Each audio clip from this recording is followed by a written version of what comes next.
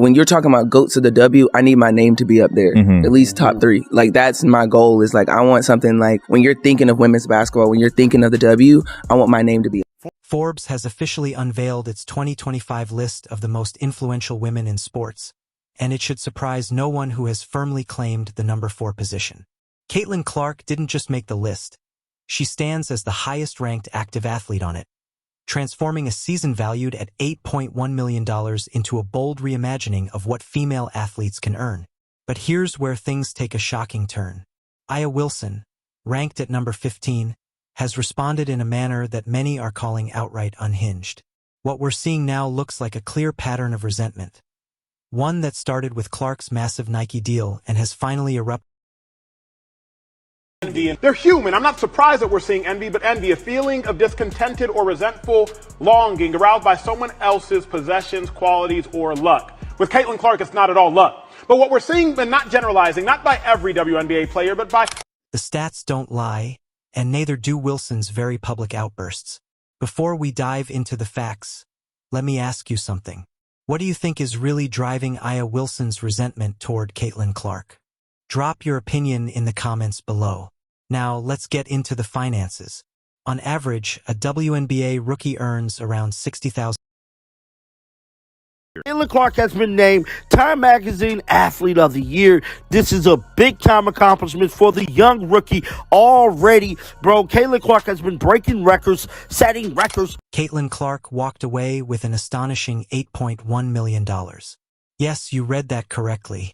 Those numbers left longtime players rethinking everything they believed about earning limits in women's basketball. Her official WNBA salary was tiny compared to what she was making beyond the court. Rookie minimum pay in the league hovers near $64,000, and Clark's base contract wasn't much higher than that. But this is where the takes, like, whatever it needs to get there, whether it's the rings, whether it's the accolades individually, like, I want to be up there in that category. You on your way, being a champion already, only 26. Y'all got firepower now, MVP, two-time. While many rookies were worrying about grocery bills and dividing rent with roommates, Clark was seated in corporate boardrooms finalizing agreements worth more than the value of entire franchises. Her Nike deal set the standard for everything that came next.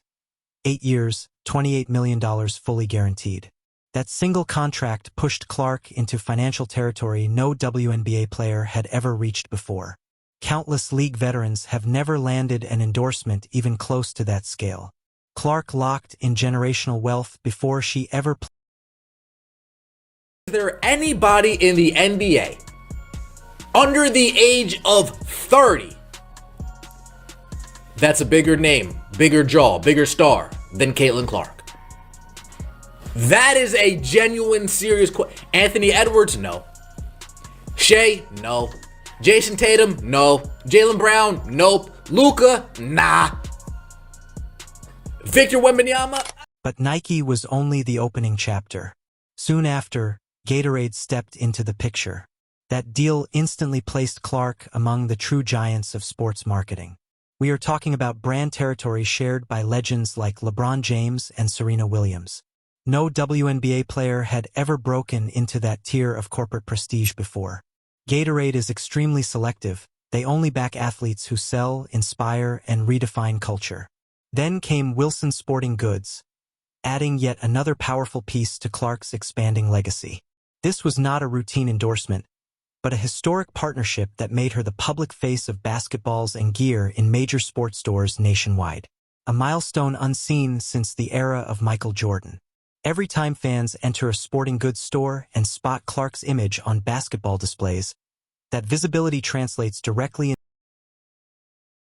Caitlin Clark arguably is the most popular basketball player, men or women's, in the world right now. Look what she did for women's collegiate basketball. I mean, Speaking engagements quickly became a lucrative avenue, leaving many in the industry astonished. Clark began commanding appearance fees at corporate functions and conferences that rivaled or even surpassed what some WNBA players make over an entire season. Companies weren't paying solely for her basketball skills. They were buying into her star power and ability to attract attention. The impact on television ratings underscores her influence. Games featuring Clark saw viewership soar by 400% compared to standard. $100,000. Shortly after Clark news started trending, a fan posted a screenshot of an article claiming that the reigning WNBA MVP charged $110,000 for her speaking engagement. Television networks began competing fiercely for the rights to air Fever games. Sponsors eagerly purchased advertising slots during Clark's appearances. Revenue opportunities that had never existed in women's basketball suddenly became significant profit sources. Game attendance followed suit. Cities hosting Fever matches experienced ticket sales higher than ever before. Merchandise revenue surged in every market. Local businesses near arenas reported noticeable increases in customer traffic on game days. Clark wasn't just playing basketball. She was fueling economic activity throughout entire metropolitan regions. Her social media influence directly converted into marketing power that companies couldn't overlook. Millions of followers interacted with each post, generating advertising exposure rarely seen in traditional sports. Businesses recognized that Clark could reach audiences that had previously ignored. You don't feel none of the pressure though? No bullshit. You on like some LeBron shit with what you accomplished at such an early age. You're on pace to really break a ton of records. No pressure? The Forbes list highlighting the top-earning basketball players made the financial disparity strikingly obvious. Clark's $8.1 million far outpaced the next highest earner, Sabrina Ionescu, who brought in $6.3 million. This gap illustrated the value brands placed on Clark's rare mix of skill and market appeal. The corporate world saw what basketball enthusiasts had long understood. Clark had an extraordinary quality that couldn't be taught or duplicated. Her influence extended well beyond previous players because she attracted new fans to the game while keeping the Is Asia Wilson on pace for the greatest WNBA season ever? Oh yeah, for sure. What would be better than this? The financial achievements demonstrated that female athletes could generate substantial income when they combined exceptional talent with a compelling personality. Clark didn't just set new earning benchmarks. She transformed the expectations for women's basketball players in terms of marketability and sponsorship potential. Some seasoned players watched these shifts with mounting frustration, paving the way for responses that would expose the true nature of those feeling their positions challenged. Wilson's bitterness didn't emerge suddenly. This envy had been building quietly for months, surfacing through social media updates and interviews that clearly show her reaction.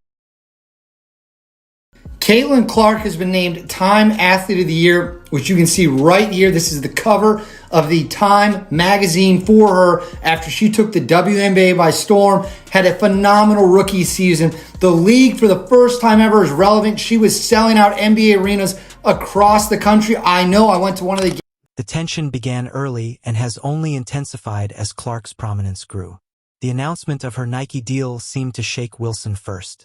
While Clark was basking in the attention of her landmark contract, Wilson took to social media, posting questions about why rookies received opportunities that seasoned players had to work years for. She didn't name Clark directly, but the context left little doubt. Wilson began posting old pictures with Nike executives, highlighting her own long-standing brand connections.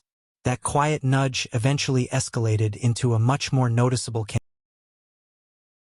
Watching her play, she's incredible. She's got range that you have to pick her up basically as soon as she crosses the half court line, because she's dangerous from everywhere. Like you're watching shooting against her, like Caitlin Clark's going to be in that conversation here for years. Like that girl can flat out shoot. So and she doesn't. And this is taking nothing away from the way women shoot a basketball, but her form looks more like a guy, where it's more of a pull up and a follow through rather than a push. And I honestly think that's one of the reasons she's so successful. Yeah. Wilson consistently shared daily updates highlighting veteran achievements, newcomer responsibilities, and the value of earning respect. Every post seemed like a subtle reply to the Clark coverage flooding sports news. Her Instagram stories evolved into an ongoing critique of media frenzy and misplaced praise. The I Have a Shoe Too campaign marked Wilson's most urgent effort to regain attention. She began posting multiple angles of her Nike signature shoe, tagging the brand while discussing veteran loyalty and long-term collaborations. Wilson even revisited old content from past shoe launch events, something she had rarely done on a regular basis. And then, I can't think of too many athletes in any sport that have had a more successful rookie year season than Caitlin Clark. Like, really. So she was the runaway rookie of the year, and then she's just been issued Time Magazine's Athlete of the Year? I don't think I've ever seen that. I don't think people realize how big a Time Magazine award is, and definitely when you're the Athlete of the Year for Time Magazine. the announcement of Time Magazine's Athlete of the Year seemed to push Wilson over the edge. Her social media shout-out for Caitlin Clark was strikingly brief. Just one sentence with no personal note or enthusiasm. That was a stark contrast to the lengthy, celebratory posts Wilson usually shares when other athletes earn accolades. Looking at her social media history, she normally goes all out in supporting peers, which made her muted response to Clark even more noticeable. The situation was compounded by the timing of Wilson's own struggles with her shoe line. Her Nike signature model was underperforming in sales, while Clark's endorsement deals were dominating. A'ja Wilson unanimously wins the WNBA MVP award. Wilson received all 67 first-place votes from a national media panel, making her a three-time award winner. She won in 2020 and 2022. She's the fourth player in WNBA history to reach that milestone, joining Cheryl Swoops, Lisa Leslie, and Lauren Jackson.